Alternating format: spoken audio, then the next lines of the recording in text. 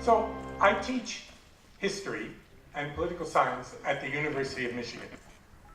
And when I'm teaching undergraduates at the university, I usually start my courses by explaining what I mean by the 5 cons of history. 5 elements that I believe good historians should consider, maybe not fully consciously, to organize their material, their selection of relevant facts, and to frame their arguments and explanations. These cons are the following: context, conjuncture, contingency, contradiction, and confusion. This morning, I'd like to use these 5 historical concepts to tell you about my own understanding of the history and legacy 100 years ago of the First Republic of Armenia, and how that history, what we remember and understand about that republic, might illuminate today what is happening in Armenia and what might we expect. You all know better than I that as a people, Armenians are more often under the control of their history than they are in control of it. Events in the past, far distant past often, deeply, almost fatally influence our thinking about ourselves, and we ponder victories and defeats of decades, even centuries ago. We replay them, we refight them, and therefore we reproduce over and over again ancient divisions and conflicts. Take, for example, as I will today, the bizarre circumstances in which the First Republic of Armenia emerged. Imagine the tragic events that surrounded the fall of that republic and the Dashna government in Yerevan in November and December 1920. Think about the establishment of Soviet power and then a revolt against that power. Some would call it abstanvutyun, others would call it khrovutyun, mutiny, you can take your pick, of February to April 1921. These distant events are still the subject of argument and mutual accusation among Armenians, as if what happened then gives legitimacy to one side and eliminates the political claims of the other. Now, for historians, and I hope other social scientists as well, the most important factors ought to be, but seldom are, not what political effects their telling of the story will have, but the actual events themselves. What happened? Why did that happen? How might we interpret and understand those events? To accomplish that task, historians turn to original sources as far as they can obtain them. They analyze the fullest possible documentation as intelligently and fairly as possible. And though we understand that complete objectivity is never really possible, as Karl Marx said, who educated the educator? We all come from somewhere. Still, the obligation of historians is to be fair and open about our biases, our methods, our sources, so that readers may then judge how that history was constructed. Therefore, I propose that these 5 important aspects of historical understanding must be brought to bear on these problems. So here they are again. Context. The social, political, cultural, and intellectual environment in which the events took place, as well as the time when those events occurred. Spaces, environments, temporalities. Secondly, conjuncture. The play of large historical processes, revolutions, wars, economic situations. Contingency, the effect of particular events, of accidents, of personalities, of the selection and use of ideologies. contradictions, as any good Marxist would know, anomalies, things that don't fit in easily together, that often run in a different direction from what the historian might prefer. And finally, confusion. That is the humility that we must bring, and the understanding that we cannot know everything and that all questions cannot be comfortably answered. So, let's begin. What is the context then of the establishment of that first Republic of Armenia? Well, think of three dates: 1914, 1915, and 1917. The broadest and most important context was the devastating landscape of World War I, a cataclysmic bloodletting in which tens of millions of people were killed, other tens of millions were crippled, displaced, and forced from their normal places of living. For Armenians, the context includes the massacres, deportations, and forced conversions, those three processes that have been recognized worldwide now as the Armenian genocide. We must add to these the revolutions that convulsed Russia in 1917 and continued for the next 5 years in a deadly, bloody civil war. Those revolutions, ironically, in Russia, extended the life of the moribund, dying Ottoman Empire for a few more years. But ultimately, the end of that war created the vacuum, the emptiness between the powers, between the Ottomans and the Russians, those empires that for centuries had dominated or occupied Armenia, and provided, that vacuum, provided the brief, fleeting possibility of Armenians creating their own state. Armenian independence, as we still know today, is always precarious. And it came into existence in May 1918, not as something that Armenians desired.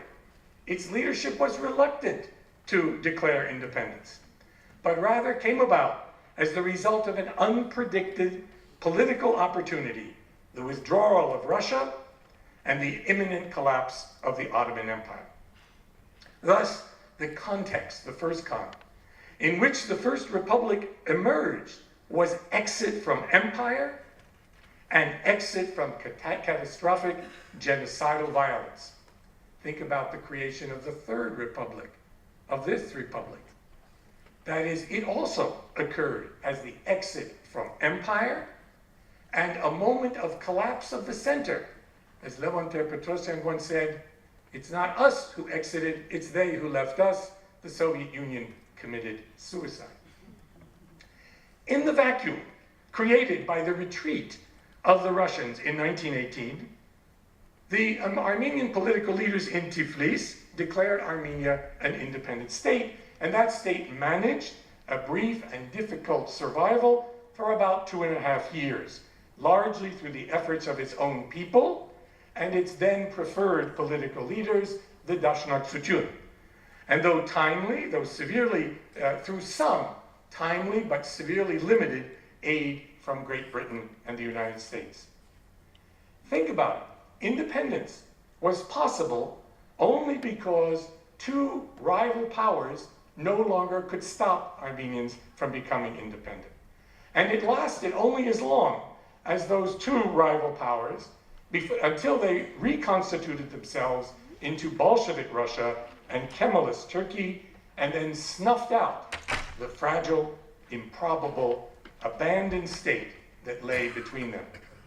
Perhaps it's a sad law of history, one I learned, by the way, from my own teacher, Nina Garsoyan, that Armenia can survive as an independent state only when the surrounding powers are weak or failed states, or somehow equally balanced or protected by the international system.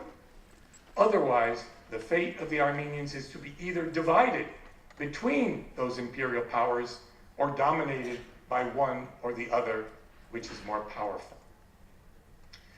So what about the particular conjuncture of forces that allowed first the existence of independent Armenia and then determined its fall?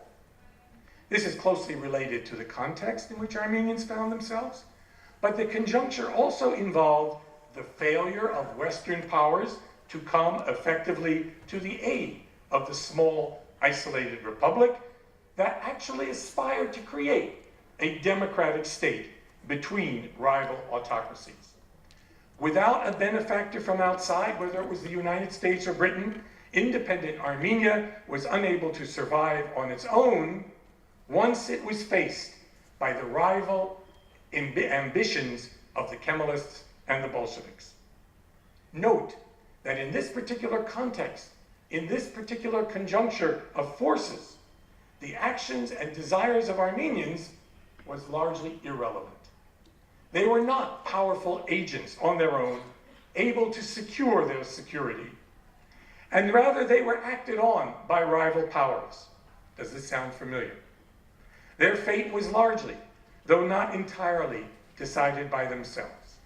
So here we already have contingency. The contingency of choices and ideological preferences. The ways in which the then leaders, the Dashnak Suchun, imagined the world, which side they chose to join, these became also important factors in the country's fate. Now, whether or not they were ultimately decisive, it's difficult to say. There are lots of accidents in history, but it's hard also to deny that there were mistakes made by Armenian leaders. First of all, the Dashnak Suchun had immense geographical ambitions, ambitions which were far too great for their physical means to achieve. They, in fact, engaged in what some political scientists call imperial overreach, trying to get too much with too little. Many states do that. My own country, the United States, Russia, also try that. They identified, secondly, most closely with their Western allies, which meant that both to the Kemalists and to the Bolsheviks, they were pawns of the imperialists, a bourgeois power.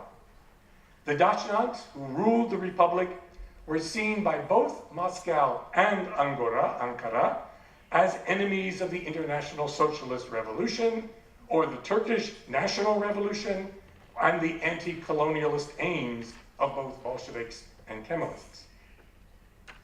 Among the contingencies, that is, the particular events and personalities that might have moved history in a different direction, one should again consider the views of the political leaders, their ideologies and aspirations, their willfulness, and their errors of perception and judgment.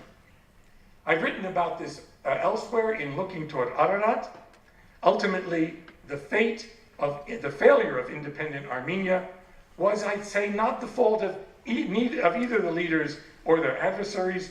It was not the result alone of Dashnak incompetence or aggressiveness, though they are not completely, entirely blameless. I take what I call here a radical middle position between the structural features and the agency of the leaders. Giving up their Russian orientation for a European orientation in 1918, the Dashnaks could have said, and it's reasonable to think, that this was a move that was perfectly pragmatic in that moment that Russia was so weak. But it was a gamble. Indeed, it was quite a long shot, as leaving the Russian orientation proved to be in the early years of the Third Republic under Ter-Petrosyan. Once the Soviets moved into the Caucasus in 1920, taking Baku, Azerbaijan, in April, the Dashnaks were faced with a new peril. Soviet Russia would not unconditionally support a republic linked to the Western imperialist powers and ruled by a party with a long history of antagonism to the Bolsheviks.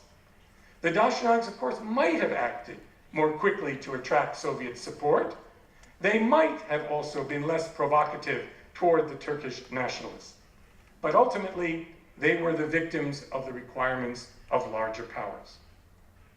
Before I consider the last two cons, contradiction and confusion, let's take a look at the fall of the Republic and the last-ditch effort to restore the Republic after the Soviet takeover. So, what was the context of the Sovietization of Armenia in November, December 1920, and then the February 1921 revolt. By the spring of 1920, the communists were reestablishing the power of the Russian central government over the independent republics of what had been the Russian Tsarist Empire.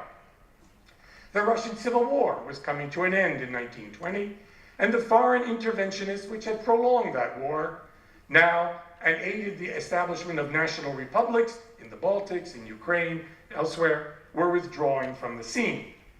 By 1920, the political situation had changed drastically. Turkey was reviving under the Kemalists, and the communists had emerged triumphant in the Russian Civil War. And here was little Armenia, caught between the advancing Turks and the Red Army in Azerbaijan.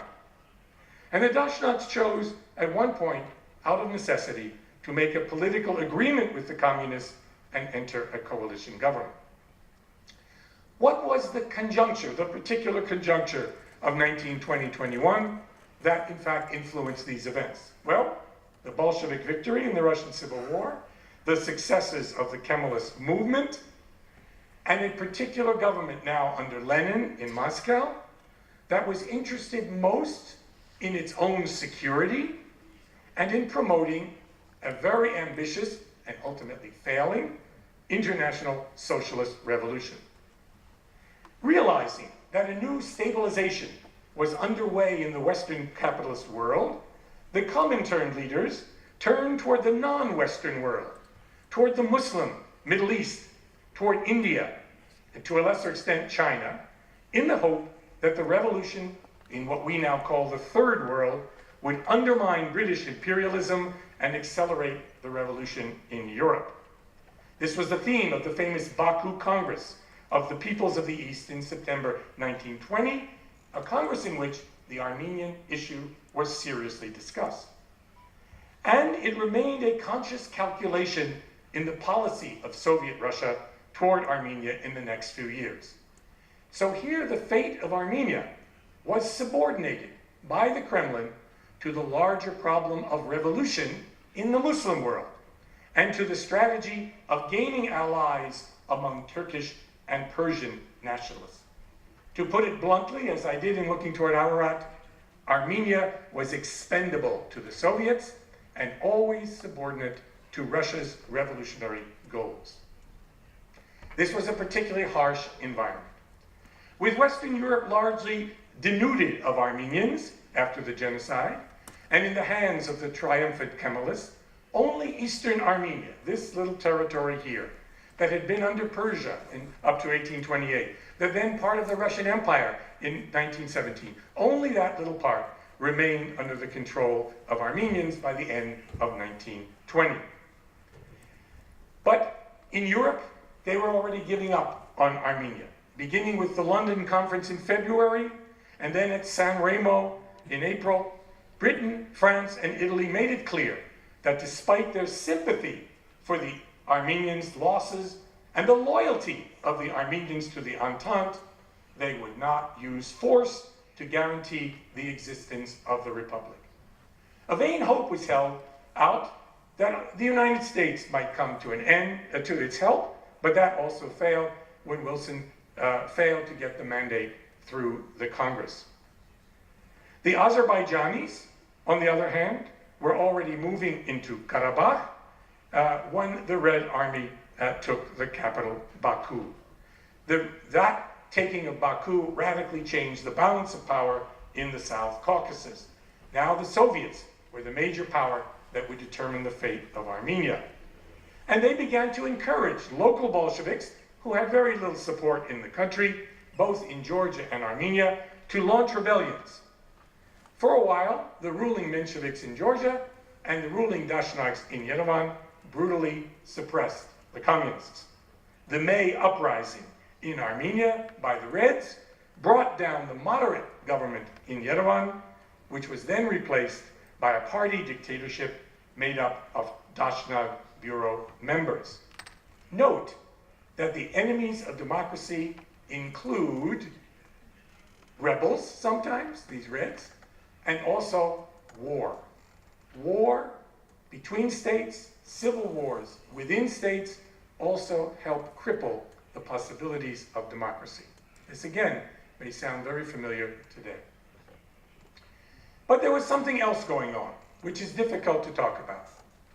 All three of the newly formed South Caucasian republics were aiming to create ethnically homogeneous states with their own people dominating in a national territory.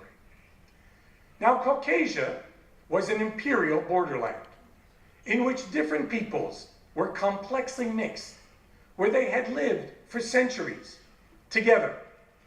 And suddenly, governments of Georgia, Azerbaijan, and Armenia, as well as independent military figures like Antranik and Nijder, set out to create facts on the ground, a policy of nationalizing the territory they could hold.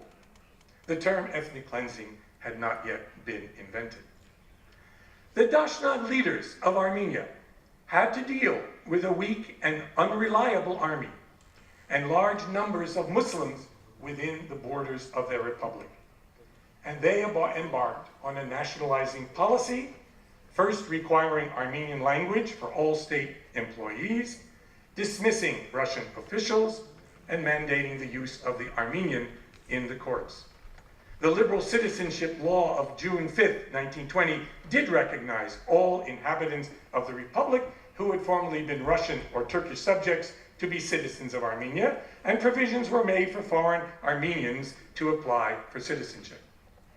But at the very same time, the government launched military campaigns against Muslim villages, driving Kurds and Turks beyond the former Russo-Turkish border.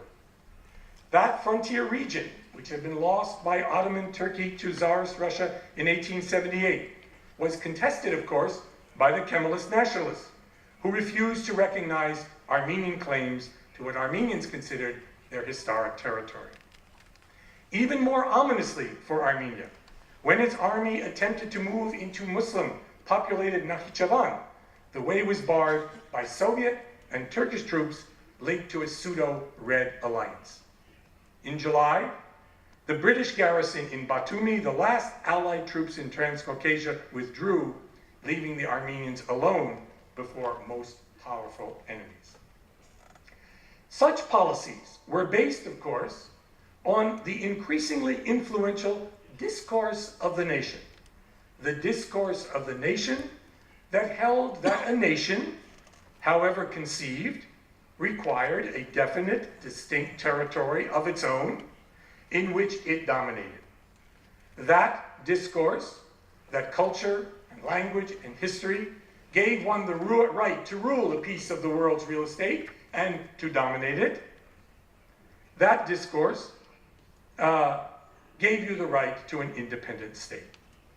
These efforts at nation-state building, which meant the excision of other peoples, created deep hostilities and anxieties between the peoples of the South Caucasus, dividing them for the next century. Divisions and hostilities, regrettably, that we know remain to the present time. The unmixing of peoples, the opposite of imperial mixing of peoples, was embedded in the very creation of the three republics. For the next 70 years under the Soviets, those conflicts would be muted. They would not take place in armed warfare, of course, maybe on the soccer field, a football field, but not between states. That would all end with the end of the Soviet Empire. Armenians tried, in that same period, diplomatically to enhance the power and existence of their state in different ways with different representations, but with the Allies backing away, Armenia's independent future increasingly depended upon themselves and on what outsiders would do with Armenia. And what's interesting is, in the Soviet Union, in the Soviet Republic at the time, there was a big debate between moderates and radicals. Moderates who believed, like Foreign Minister Georgy Checherin, that we could have an independent Armenian state, an independent Georgia, that would have good relations with Soviet Russia. But there were also militants like Sergo Orjonikidze, and another, then rather obscure, Georgian communist, Joseph Jugashvili, Joseph Stalin. And they pushed for a far more revolutionary or military takeover of the remaining South Caucasian republics. Interestingly enough, Lenin was among the moderates at first. And he was willing, particularly with Georgia, which was a Menshevik socialist government, creating a bourgeois republic, to think at least about some of these other kinds of arrangements. But then the end game began for the republic and the victory of the militants or the radicals among the Bolsheviks. In September 1920, Turkish troops launched an attack across the former Russian-Turkish border, and events moved quickly. Though Moscow was sympathetic to the anti-imperialist agenda of the Kemalists, both sides were suspicious of the intentions of the other regarding the South Caucasus. And so a variety of diplomatic efforts occurred, and the Armenians fought valiantly to maintain their republic. But then a demoralized Armenian army at Kars panicked, losing the fortress town on October 30th to the forces of General Kazim Karabekir, and effectively sealing the fate of the Armenian Republic. The Turkish army occupied Alexandropol, Gumri, and advanced toward Karaklisa, forcing the Armenian government to sign a humiliating armistice. Worried by the Turkish successes, Soviet Russia offered to mediate the conflict. Yerevan and Ankara agreed. One set of negotiations directly with the Turks took place in Alexandropol. Another went on with the Soviet plenipotentiaries in Yerevan. At that very moment, communists launched yet another rebellion on November 29th and declared Armenia a Soviet Socialist Republic, and the Red Army began to move in. One can say that at the moment of Sovietization, Armenia was at the nadir, the lowest point of its modern history. Not only had Armenians been murdered massively and driven out of the Turkish-held parts of the Armenian plateau in the genocide, but the population of Russian Armenia, of this republic, had also fallen precipitously since the outbreak of World War I because of warfare, migration, and disease. By 1920, only 720,000 people lived in eastern Armenia, a decline of some 30%. Moreover, almost half the population was made up of refugees. Many of the social and political institutions of the Armenians in the Caucasus and in Turkey that had been built up over centuries had been destroyed.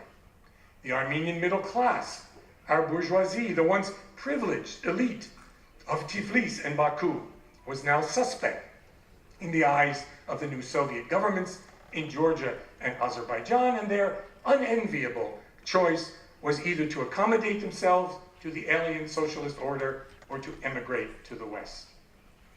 In other words, war, genocide, revolution, civil war, all resulted in many ways in demodernizing Armenia, throwing this little republic back to its pre-capitalist agrarian economy and more traditionally peasant-based society. And that then, when the first Soviet government came in, unpopular as it was, it tried to carry out a very radical social change. It broke its agreement. The first Herkom, the first Revolutionary Committee, led by Kasyan, broke that agreement and carried out repressive measures against the Dashnak Suchun.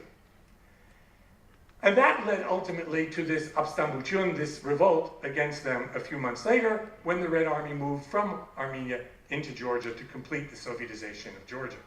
So here's where contingency comes in. The accident of who came to rule in those first months in Armenia and tried to carry out a rather radical social change, the kind of thing that the former speaker, in fact, warned us against. And this completely inexperienced young government lost authority immediately and lost power in Yerevan rather quickly. The rapidity and harshness of the communist initial policies created great dissatisfaction with the Soviet government. And so the Dashnags briefly came back to power. They opened up the prisons to find many murdered comrades. Even someone like Hovhannes Suny, the former prime minister who had stayed behind in Yerevan, was briefly arrested.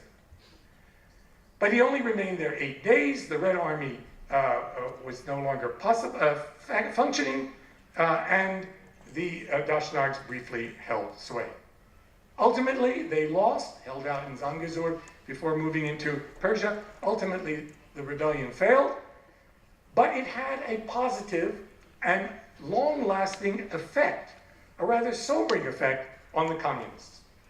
Moscow replaced the militant Herkom with a new government headed by the shrewd, competent Alexander Myasnikov, or Myasnikyan, a man trained in the law, but with a long period of service fighting on the Western Front during the Russian Civil War. He was commissioned by Lenin to carry out the more moderate policy toward the Caucasus. It was also true that Russia was moving from war communism, военный коммунизм, to NEP, Novaya Ekonomicheskaya Politika, and it was also moderating. And so Lenin warned the new communists now in power that they ought to exercise, and I'm quoting now, greater gentleness, caution, concessions in dealing with the petty bourgeoisie, that's us, the intelligentsia, that's some of us, and especially the peasantry, that's also some of us, unquote. Lenin was suspicious that many communists were not sensitive to local and ethnic peculiarities, that their internationalism, so-called, their calls for unity with Soviet Russia, were really disguised forms of Russian nationalism. As he once said, scratch a communist and you will find a great Russian chauvinist. I think that's even more true today in Moscow than ever before. A degree of autonomy for the smaller nationalities was necessary, he believed, in order to win them over to the Soviet cause. So, a republic was formed, which we can call the Second Republic. I just was at a conference in New York where they forgot that republic altogether and called the current republic the Second Republic. But I think fairly in history, there was the First Republic, a Soviet Second Republic, a Third Republic, and maybe we're moving on to a fourth, more democratic republic. So where were contradiction and confusion in my analysis? Well, they come later. And they're with us today. When historians again, and activists, and ordinary people cast their gaze on the fraught events backwards to 1918 and 1921 and think about Armenia 100 years later. 100 years after the establishment of the First Republic, not only that story remains a source of contention, there's another con, and confusion. Not only do questions remain unanswered, not only for some is that republic a blaze of glory and for others a matter of defeat and humiliation, but one can say that that republic, without that republic, there may never have been a second republic, a Soviet republic. So the heritage of the First Republic is found in the Second and the Third Republic, both good and bad. My own reading is, as I've tried to indicate, that the First Republic was too ambitious in its attempts to create a greater Armenia, that it outreached its own possibilities and means, and that's a warning to us today as well. Ultimately, it couldn't do much to improve conditions for the Armenians. But then, as I said, the Soviets were also overly ambitious at first. The excesses of the first Soviet government were the principal cause of the rebellion and resistance and these were understandable and justified. In other words, maybe the two smartest words in the Armenian language are gamats, gamats, yavash, yavash, right? Nela, nela in Georgian. Things have to go more slowly, but more permanently. The revolt was a warning. The Soviets now considered more moderate policies, even though those ultimately who would win out, like Ordzhonikidze and Stalin, would ultimately produce a Soviet policy of radical change. I would end by saying that the story of the tiny Armenian state 100 years ago hovers between tragedy and pathos. It can be told as a tale of circumstances beyond Armenian capabilities or the failures of its leaders, but I think it's a little bit of both. And that Armenian leaders, when they're intelligent, when they're in touch with their own people, can in fact affect their history in ways that are not possible when they lose touch with the nation. In the century that followed, that initial effort to found a democratic republic would be repeatedly revived. Armenians time and again would attempt to turn even the Soviets into a more democratic, more responsive regime. And at the very moment, to the credit of the people in the city of Yerevan and throughout the country, that movement, that aspiration for democracy is being renewed in the streets and the halls of the government, and all we can do is hope that this time it will succeed. Thank you.